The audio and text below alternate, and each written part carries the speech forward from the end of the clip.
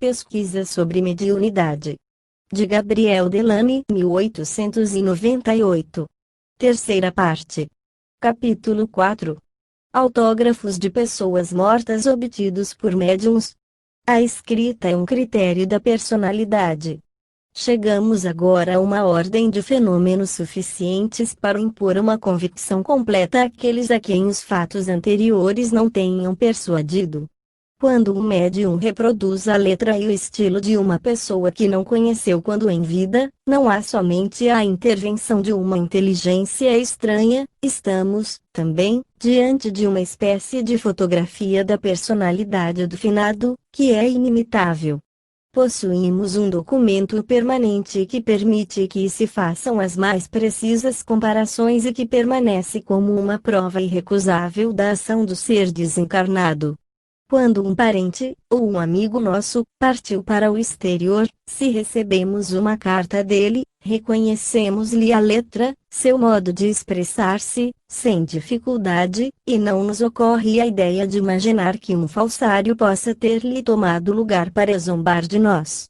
As comunicações que nos chegam do mundo invisível, dessa região separada de nós pela barreira dos sentidos físicos, são mensagens em todos os pontos semelhantes às cartas terrestres, e quando lhes vemos os primeiros caracteres, temos a mesma convicção de que são realmente os signatários das missivas que nulas enviam.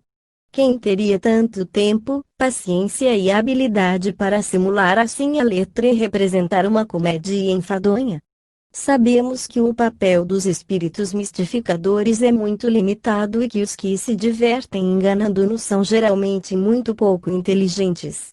Não possuiriam capacidade suficiente para imitar uma letra, mesmo supondo-se que tenham conseguido descobrir-lhe o modelo. Mas não é só a forma gráfica que é preciso imitar, é também o conteúdo intelectual. Ora, isso é totalmente impossível aos espíritos atrasados demais para entregar-se a esse tipo de distração. Nas evocações feitas durante as sessões, a presença de uma pessoa que conheceu o falecido não é uma circunstância prejudicial ao valor da experiência, porque, se admitimos que a transmissão do pensamento pode ocorrer entre o operador e médium, não cremos que seja possível sugerir um tipo de letra que seríamos incapazes de reproduzir, e, frequentemente, de imitar imediatamente, mesmo tendo a original diante dos olhos. A escrita é uma arte técnica que se aprende a utilizar como se aprende a tocar um instrumento. Necessita de associações idiomotoras que são exclusivamente individuais e que diferem conforme a idiosincrasia de cada indivíduo. É absolutamente impossível reproduzir uma letra que não se viu, e se o fato acontece, não apenas é a prova de que uma inteligência diferente da do médium se manifestou, mas também uma demonstração da personalidade do espírito, já que outro não conseguiria chegar a essa identidade. Desde já, é útil resguardar-nos de certas objeções que não deixarão de fazer-nos, tentando confundir duas ordens de fenômenos que têm uma certa analogia exterior, mas que diferem profundamente quanto ao fundamento. Referimo-nos às mudanças de letra que se podem determinar por sugestão. Nas sessões espíritas, frequentemente acontece que o escrevente obtenha comunicações cuja letra varia a cada nova assinatura. Essa variação gráfica até então era considerada uma boa prova da ação dos espíritos, já que cada um deles acusava sua personalidade não só pelo estilo, mas por uma letra peculiar. Numerosas observações mostraram que as modificações da letra não bastam para confirmar a ação de uma inteligência estranha, porque veremos que a sugestão pode produzir mudanças na forma da letra do paciente sobre o qual se fazem experiências. Os senhores Ferrari, Eric Worth e Charles Richet, mostraram que o paciente ao qual se impõe uma mudança de personalidade, adapta não só as suas palavras, seus gestos e suas atitudes à nova personalidade, até sua letra pode modificar-se conforme o gênero de ideias e de emoções que lhe invadam a consciência. Tome-se um jovem estudante de medicina, Sr. X, com 19 anos de idade, absolutamente leigo em grafologia. Tem-se sua letra normal. Sugere-se sucessivamente a X que ele é um camponês esperto e astuto, depois, Arpagnum, e, finalmente, um homem extremamente velho, e se lhe põe uma caneta na mão. Ao mesmo tempo, vêem-se os traços da sua fisionomia modificar-se, pondo-se em harmonia com a ideia do personagem sugerido. Início da nota do redator, 1. Société de Psychologie et Physiologique. Seção de 22 de fevereiro de 1886. Revue Scientifique, La Personnalité et Écriture, Essai de Grafologie Experimentale, abril de 1886. Fim da nota do redator. Observa-se que, paralelamente, sua letra sofreu modificações, não menos acentuadas, e assim igualmente uma fisionomia peculiar a cada um dos novos estados de consciência. Melhor dizendo, o gesto de escrever transformou-se ao mesmo tempo que os outros. O Sr. de Rochas, que retomou essas experiências com seu paciente Benoit, verificou-lhes a realidade, na sua obra. 2. Reproduziu facsímiles da escrita desse rapaz sob a influência das mais variadas sugestões. Os Srs. Bourru e Burot, 3, também observaram o mesmo fenômeno, o que o coloca fora de dúvida. Início da nota do redator. 2. Rochas, Les états superficiels de hipnose. 3. Bourru e Burot, Les variations de ta personnalité. Fim da nota do redator.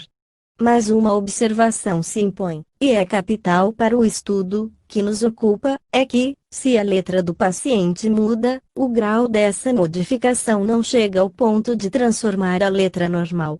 Do mesmo modo que as emoções dão ao rosto as mais variadas expressões, conforme sejam tristes, alegres, passionais, artísticas, etc., mas não chegam a modificar-lhe os traços gerais, assim também a forma típica da letra é sempre reconhecível, apesar das mudanças de tamanho e dos floreios com que se enfeita sob o domínio das sugestões.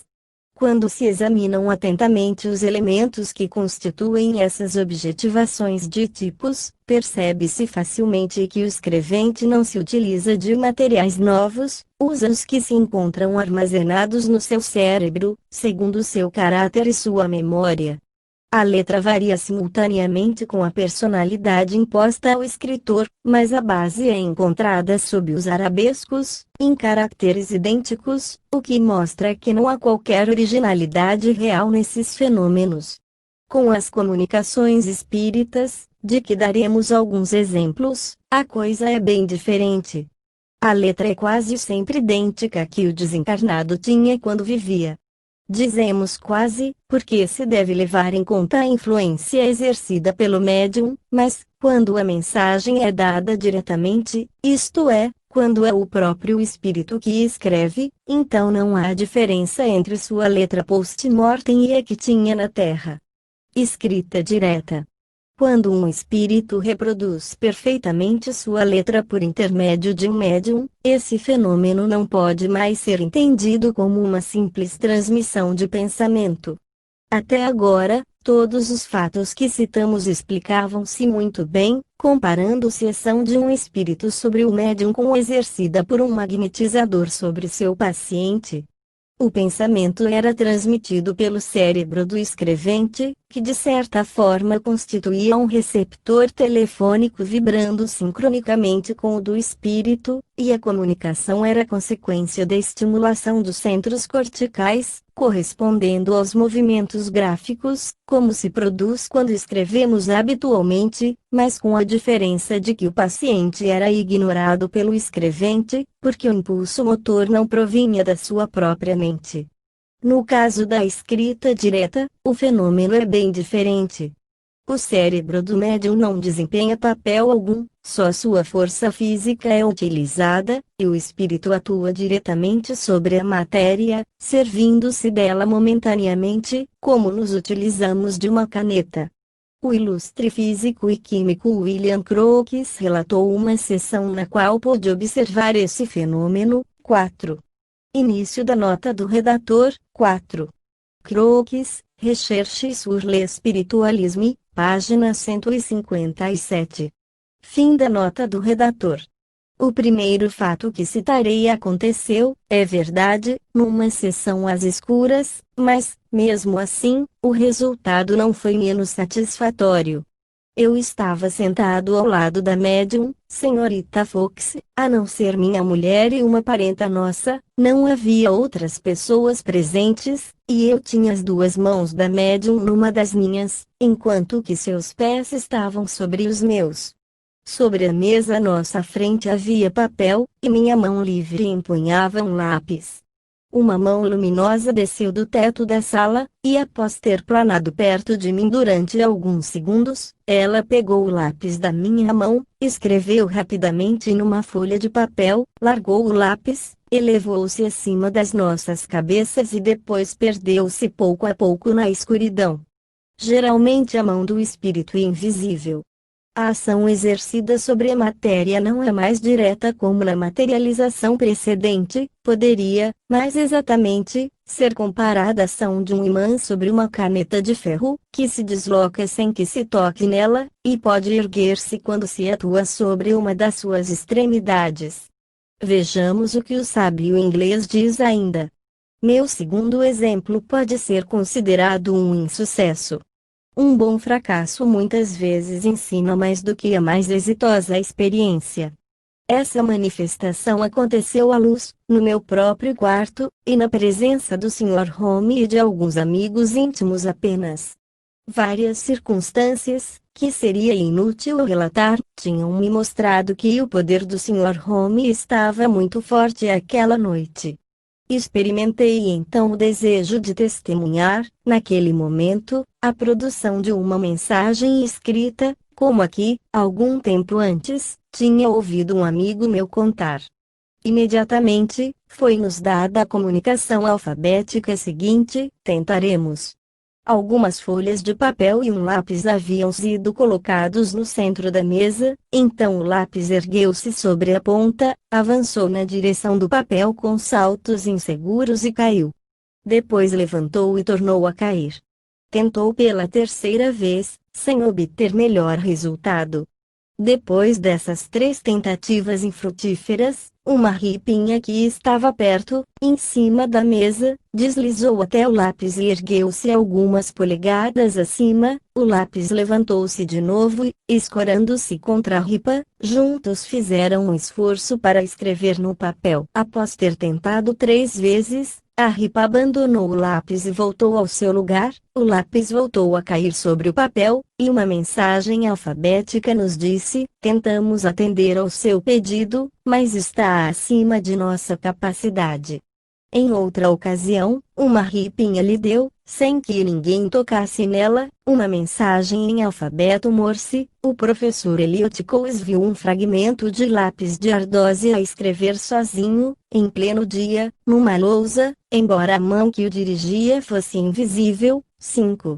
Início da nota do redator. 5. Delany, Gabriel, Le Phénomène Spirit, página 143 e seguintes. Fim da nota do redator. Citaremos mais alguns exemplos de escrita direta tirados do livro de Aksakoff. 6. Depois enumeraremos aqueles cuja autenticidade não pode deixar dúvida, devido à honradez das testemunhas e à impossibilidade quase constante em que o médium se encontrava de se utilizar de imposturas. Início da nota do redator. 6. Aksakoff, Animismo e Espiritismo, páginas 547 e seguintes. Fim da nota do redator. A filha do Dr. Nichols. No Spiritual Record de 1884, páginas 454 e 455, encontra-se o facsímile de uma comunicação recebida pelo Dr. T. L. Nichols, da parte de sua filha Willie, pela escrita direta entre as duas lousas.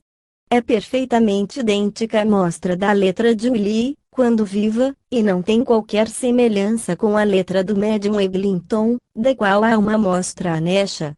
Outro facsímile da letra de Willie se acha no mesmo jornal, do ano de 1883, página 135.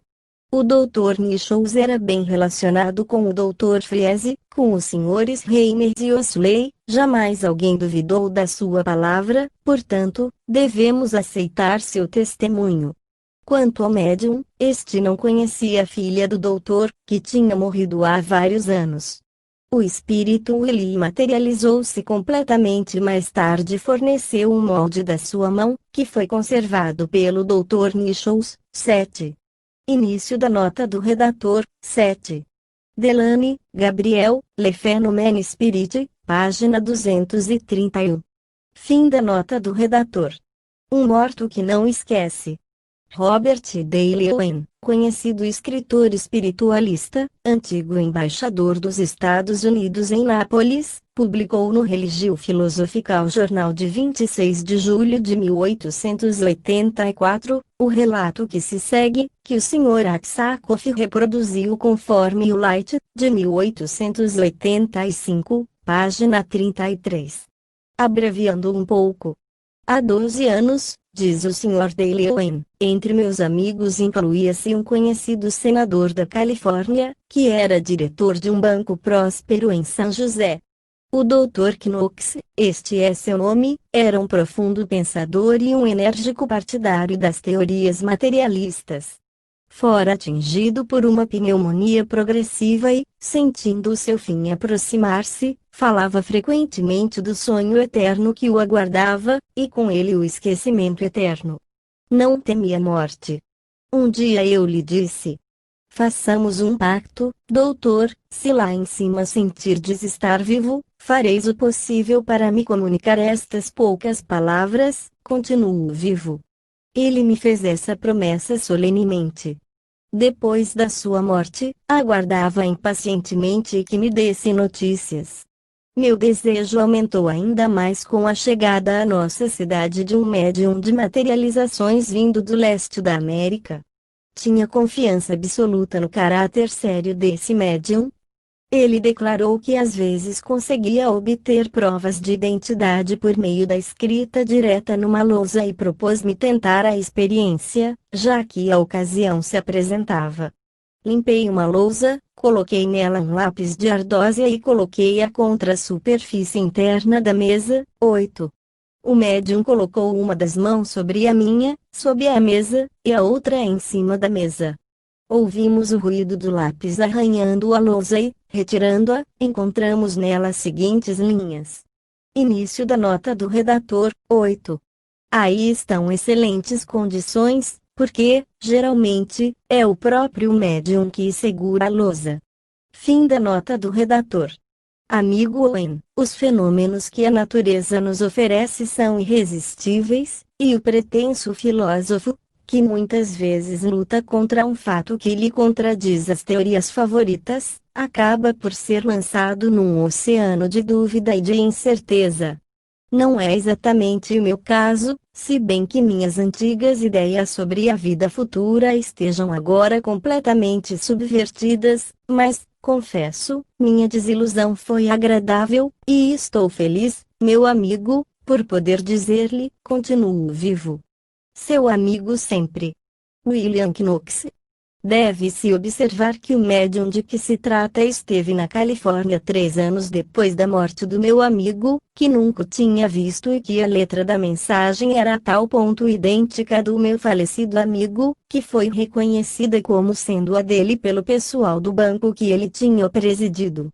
Os incrédulos poderiam objetar que o conhecimento da letra de W. Knox foi apanhado na consciência subliminar de Robert Dale Owen, e que foi pela exteriorização do espírito do médium que os caracteres foram traçados na lousa, porque sabemos, por numerosas experiências, e em particular pelas feitas em companhia de Eusapia Paladino, que o médium pode projetar uma mão fluídica com objetividade suficiente para atuar sobre a matéria.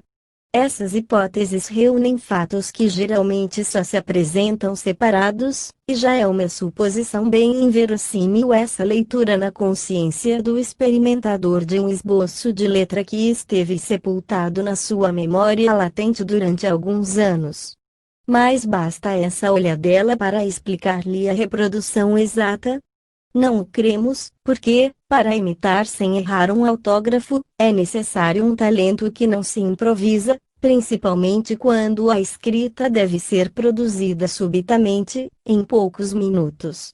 Se é recomendável esgotar todas as teorias animistas antes de chegar aos fatos espíritas, não se deve, contudo, cair no absurdo e dotar o médium de poderes que seriam mais prodigiosos e mais sobrenaturais do que a comunicação dos espíritos. As experiências do Barão de Gudenstube. Foi em 1856 que a escrita direta foi observada com rigor pelo Barão de Gudenstube que, com o Conde d'Orches, o Barão de Breverne e o Conde Japari, formava uma sociedade de pesquisadores esclarecidos, instruídos e desejos de controlar severamente esses fenômenos, na época tão novos e aparentemente sobrenaturais. A irmã do Sr. Gudenstube era um médium, de modo que nenhuma suspeita motivada podia levantar-se contra a sinceridade das experiências.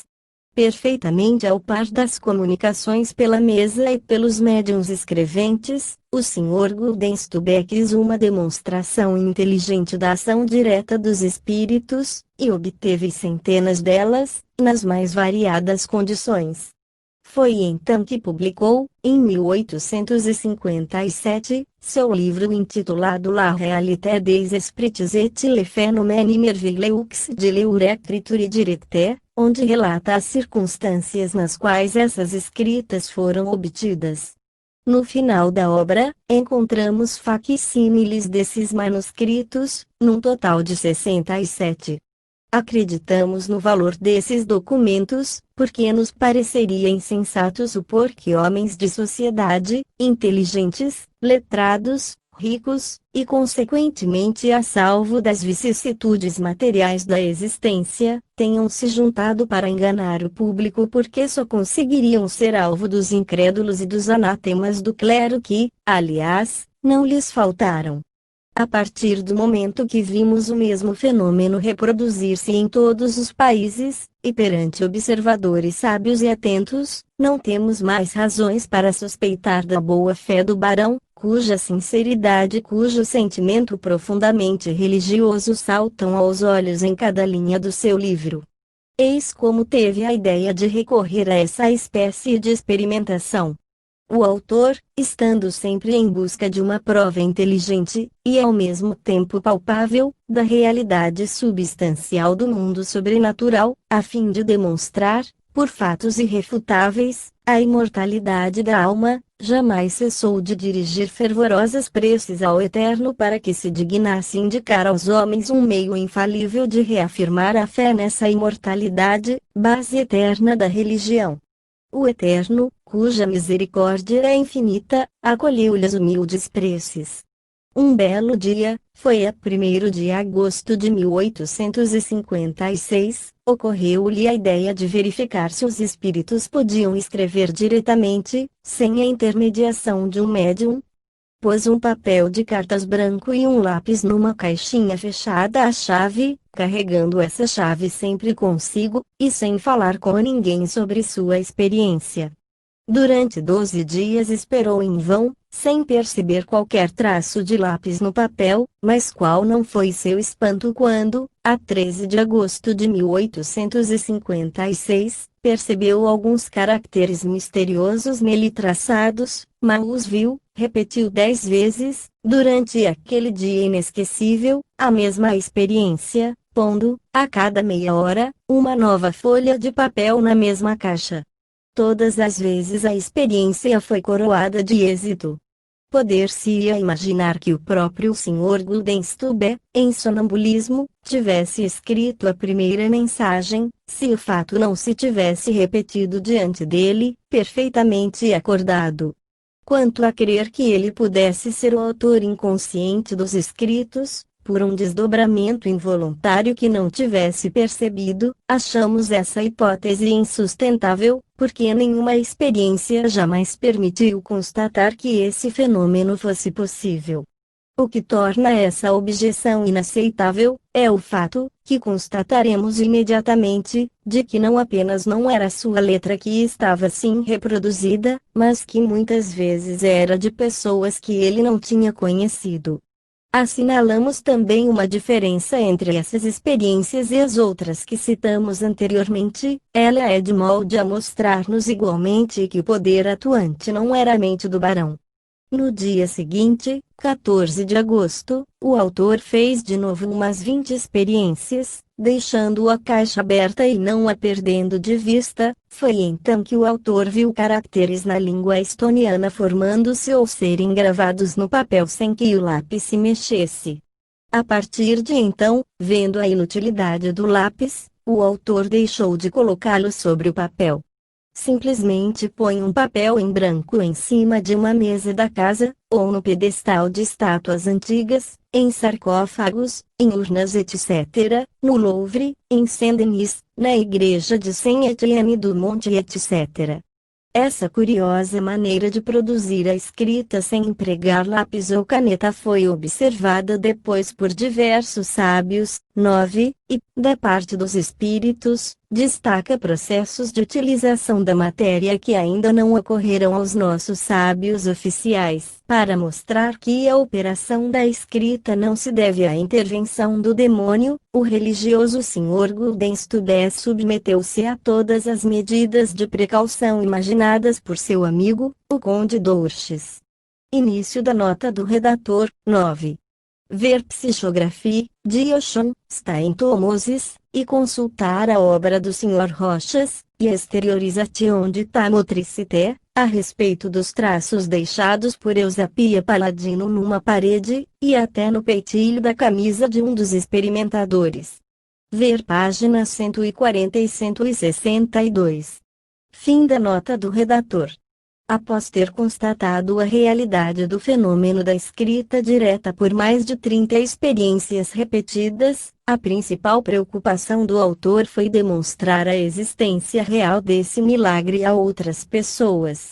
Inicialmente, dirigiu-se ao seu nobre amigo, o Sr. Conde d'Ourches, que também dedicou sua vida inteira à magia e ao espiritualismo. Só depois de 6 sessões, a 16 de agosto de 1856, às 11 horas da noite, na casa do autor, o conde viu pela primeira vez esse fenômeno prodigioso. A princípio, ele ficou desconcertado com nossas primeiras experiências. Não duvidou da realidade do fenômeno, sabendo muito bem que o autor não tem o dom da mediunidade, de escrever maquinalmente, também não atribuiu o insucesso à influência dos demônios, mas acreditava que certos espíritos astutos e pouco cordiais queriam privá-lo de ser testemunha ocular de um milagre tão evidente. Então, ao lado do papel em branco destinado à escrita de algum espírito, pôs uma cópia do famoso critério do apóstolo São João, a respeito do discernimento dos bons espíritos. Todo espírito que confesse que Jesus Cristo veio em carne, é de Deus. 10 minutos depois, um espírito simpático, cuja letra e assinatura o autor reconheceu imediatamente, escreveu diretamente, diante do Conde d'Ourches, o seguinte: confesso Jesus em carne. O espírito, portanto, aceitou sinceramente o sinal pelo qual, segundo São João, pode-se conhecer um bom espírito. Esse fenômeno deve confundir todos os nossos ortodoxos demonófobos, que só acreditam em milagres demoníacos. Início da nota do redator. 10. Observemos que essas práticas puramente místicas são completamente inúteis e que um espírito séptico, judeu, maometano, etc., mesmo que não confesse que Jesus veio em carne, nem por isso será execrado. Fim da nota do redator. A partir desse momento, o Conde d'Ourches viu mais de 40 vezes o fenômeno prodigioso da escrita direta, ora na própria casa, ora na do autor, e em diversos lugares. Mais tarde, no mês de outubro, obteve, mesmo sem a colaboração do autor, várias escritas diretas dos espíritos. Uma dessas cartas de além-túmulo foi da mãe dele, falecida há uns 20 anos. Para nosso autor, parece totalmente absurdo ver nesses fatos uma ação inconsciente do seu pensamento. Repugna-me, diz ele, levar em conta uma objeção tão inepta, que não passa de uma ficção dos homens desmiolados de hoje. Ele observa que geralmente não eram espíritos em que ele pensava que vinham, mas desconhecidos, porque nunca fazia evocações particulares. Citamos algumas experiências nas quais escritas obtidas foram bem diferentes entre si. Ora eram lendas em grego ou latim e traçadas em caracteres lapidares ou cursivos, ora mensagens em alemão, com uma letra que não era de nenhuma pessoa presente. Eis alguns detalhes. Número 7, primeira escrita, em latim lapidar, obtida na presença do Conde d'Orches, no Louvre, perto da estátua de Germânico, a 26 de agosto. Número 8, escrita em latim lapidar, obtida no mesmo dia, na presença do Conde d'Orches, perto da estátua de Augusto, no ângulo da sacada dos imperadores, no Louvre. Número 9, escrita em latim lapidar, traçada a 28 de agosto no Louvre, perto da estátua de Júlio César, na presença do Conde d'Orches. Número 10, escrita lapidar em grego antigo, traçada igualmente a 28 de agosto na presença do Conde d'Orches, perto da pequena estátua de Eurípides. Infelizmente, o barão não nos dá detalhes das circunstâncias em que essas escritas diretas foram obtidas, mas, como a escrita na casa dele se formava sem que ninguém estivesse perto do papel, é provável que o mesmo devia ocorrer nas experiências tentadas nos museus e nas igrejas. Logo veremos um relato de Pierre Art, diretor da Revue Spiritualiste, que conta como as coisas se passavam habitualmente. Deve-se observar que os textos nem sempre reproduziam a mesma letra. Podemos constatar a produção de mensagens inteligentes em latim e em grego lapidares, em latim e em grego comuns, em língua estoniana, em francês, em russo, em alemão e em versos alemães, em inglês e, finalmente, em italiano. Vejamos algumas experiências sobre as quais o autor é mais explícito. Parece que, nesse caso, as precauções foram tomadas seriamente, sem que os resultados fossem diminuídos. Número 46, escrita latina assinada pelo célebre orador Cícero, na presença do general Barão de Beauharnais, a 24 de dezembro, na residência do autor. Essa prodigiosa escrita foi traçada numa resma de papel de cartas, ainda sem uso e lacrada pelo comerciante, ou seja, num caderno tal como saiu da loja. Número 47, escrita grega assinada pelo célebre Platão e traçada na mesma resma lacrada na mesma noite de 24 de dezembro, na presença da citada testemunha na residência do autor. Número 48, figura traçada na mesma resma lacrada, na presença da citada testemunha ocular, a 24 de dezembro, na residência do autor. As experiências desse dia memorável foram coroadas do mais completo êxito. O senhor general Barão de Beauharnais assistiu a elas na qualidade de testemunha ocular. O senhor Conde d'Orches e o Marquês de Planty, igualmente convidados, faltaram. Esperamo-los até a meia-noite, mas quase a essa hora os móveis começam a estalar, o médium se põe ao piano e manda-nos colocar uma resma de papel de cartas nova, embrulhada em papel amarelo e lacrada pelo comerciante, sobre uma mesinha. Ao final de um quarto de hora, o médium para de tocar e pede ao Barão de Beauharnais que abra a resma. Primeiro vê-se uma escrita grega assinada por Platão, depois uma latina assinada por Cícero, uma terceira folha contém a figura de que acabamos de falar, finalmente, um quarto papel contém uma escrita em inglês, assinada por Spencer. Esta última, que não conseguimos decifrar bem, infelizmente foi extraviada. Claro está que não temos nenhuma prova da veracidade das assinaturas de Cícero e de Platão, mas o interesse do fenômeno não reside nisso, prende-se à escrita em si ao seu modo anormal de produção. Observemos que o médium, que sabemos ser a irmã do barão de Gudenstube, não conhecia latim, nem grego, não podemos supor, portanto, que os textos obtidos nessas línguas provenham de um desdobramento da sua personalidade, acompanhado de exteriorização. A precaução de utilizar um papel de cartas ainda lacrado afasta também a suspeita de uma fraude, consciente ou não, da parte da médium, se sua boa-fé não estivesse estabelecida por sua irrepreensível honestidade. Citamos agora alguns casos em que a letra foi reconhecida. Número 51, escrita alemã, traçada por espírito de quem o autor, assim como vários amigos do falecido, reconheceram a letra, embora falte a assinatura. Esse fenômeno ocorreu a 28 de dezembro, na residência do autor. Número 53, escrita alemã em verso, assinada por um parente do autor. A carta foi traçada 14 de janeiro de 1857, na residência do autor. A perfeita semelhança da letra do defunto foi constatada por vários dos seus amigos. Podemos garantir, pela comparação dos facsímiles, que a letra dos dois textos em alemão não se assemelha, e também difere das de outras mensagens escritas na mesma língua, reproduzidas nos números 57 e 63, que foram reconhecidas. Os autógrafos franceses apresentam diferenças consideráveis e atestam, a seu modo, que não foram produzidos pela mesma individualidade, encarnada ou desencarnada. Tais são, por exemplo, os números 56 e 58, cujas respectivas letras foram identificadas com as de pessoas mortas há algum tempo.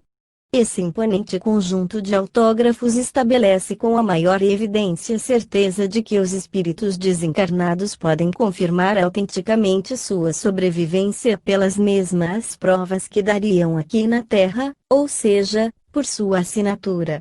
A escrita direta no Panteão. Na mesma época, outra testemunha, Pierre Hart, diretor da Revue Spiritualiste, teve oportunidade de observar fatos semelhantes, e os relata, dando todas as referências, nestes termos. Há um gênero de fatos muito convincentes, a que não se pode opor a menor objeção. É o da escrita direta, fenômeno pelo qual um espírito vem traçar num papel colocado por uma pessoa, e perto dela, sinais e, às vezes, letras, frases inteiras, e isso sem lápis, caneta ou tinta. O Sr. de Gudenstube, personagem honrado sob todos os aspectos e de uma lealdade a toda a prova, obteve, como já dissemos, a solução de uma grande dificuldade. 1000 experiências registradas no seu notável livro o provam. Esperava que um dia me desse testemunho de um prodígio semelhante. Mas, tendo voltado à sua pátria, era-me forçoso esperar quando, de repente, fiquei sabendo que um amigo dele, o barão de Beauharnais, associado ao conde d'Ourches e a sua médium, a senhorita Blanche C., tinha conseguido obter escrita direta. Várias experiências tinham sido feitas por eles e tinham sido coroadas de pleno êxito.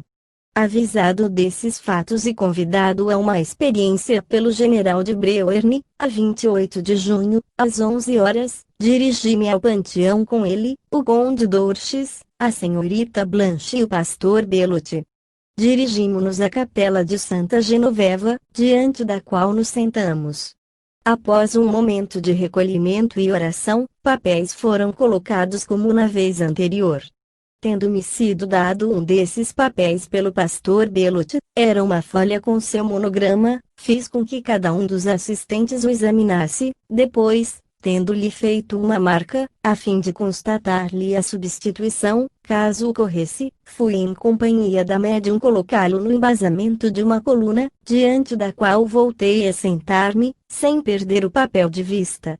Mais ou menos 10 minutos depois, ouviram-se pancadinhas na escada do altar de Santa Genoveva, que ficava à nossa esquerda.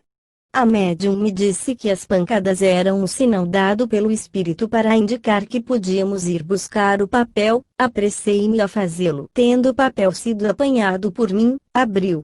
No seu interior vi uma cruz que parecia ter sido traçada por um lápis de grafite, e, depois de mim, cada um dos assistentes constatou a existência da cruz. Como tinha sido traçada no papel, não sei.